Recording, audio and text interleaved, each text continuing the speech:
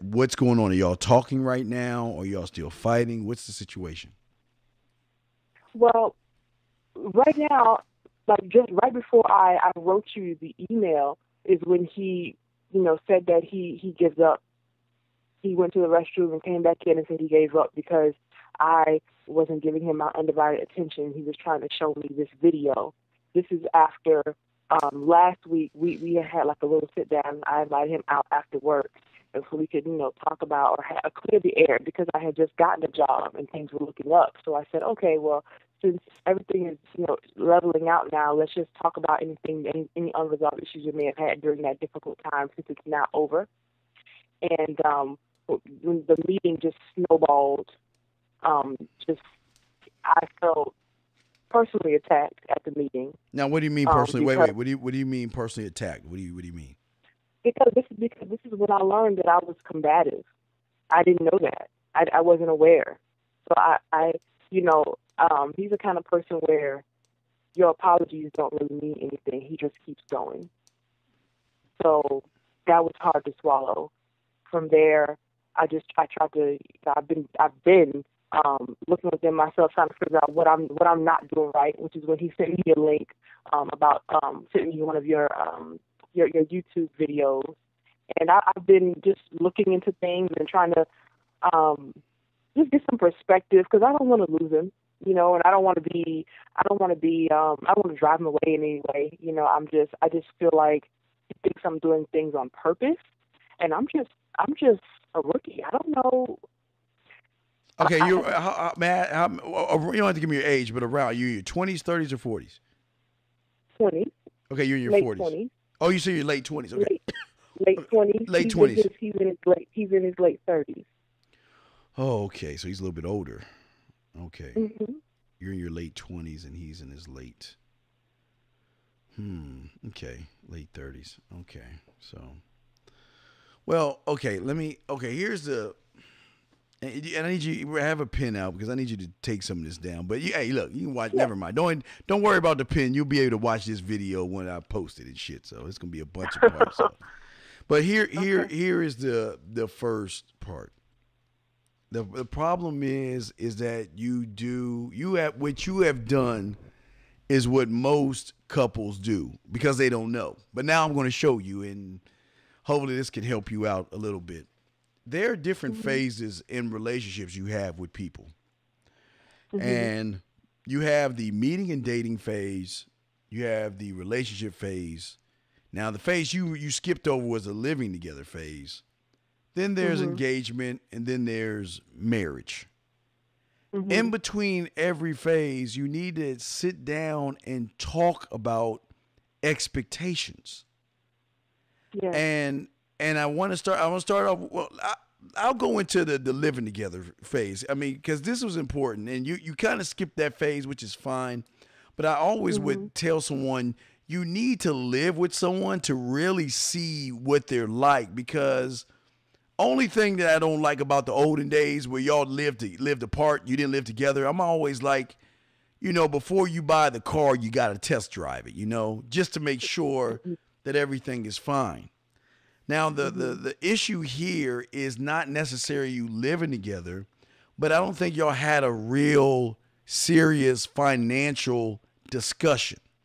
And what I mean is how we budgeting the money, what we going to put the money into. Now, again, when you're dating and together, there's no talk about money or anything like that.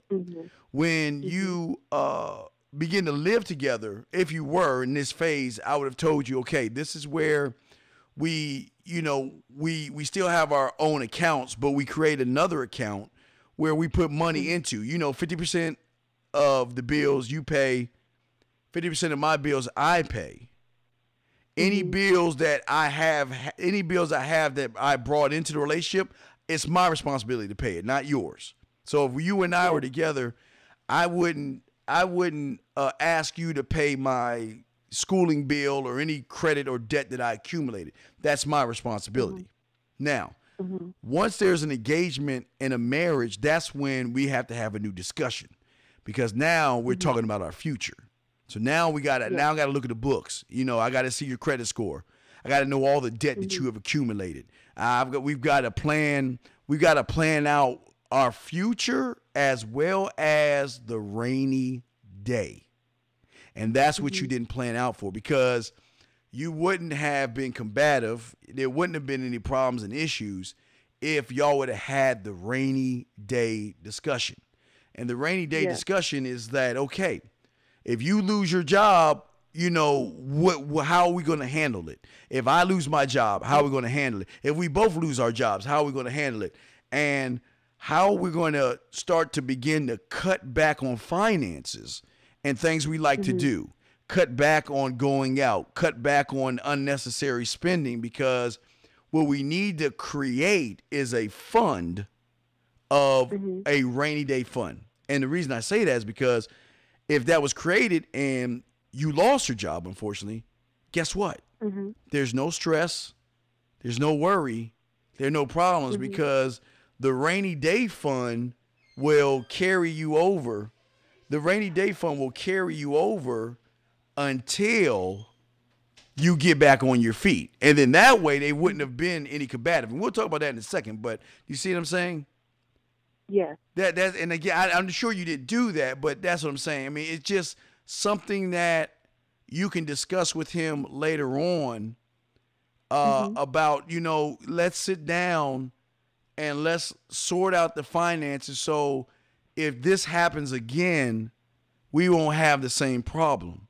You see what I'm saying? Yeah. We need to create a rainy day fund just in case. Now, you know, I've got my job now, everything's fine, but we need to create this so, you know what, there won't be any arguments. We'll just keep moving at the beat of the drum. Just a smooth transition until you pick up your new transition. So with that being said, I mean, that's the, like I say, that's the rainy day thing.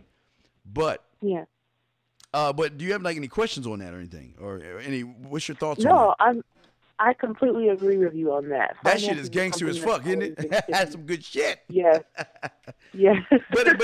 but see, a lot of people don't do that. A lot of people don't do that, and debt is one of the biggest problems. Not debt, but money is a huge problem in breakups in relationships, because you know, you don't think about having these conversations, but I want you to look at everything. You know, in case there's a pregnancy, you know, we need to put money aside for not only the expenses of a child, but we need another account to create money for savings and money for college, which means we got to really set back, you know, move our lifestyles back and everything. So, you know, that's just the debt thing. But we got to talk about your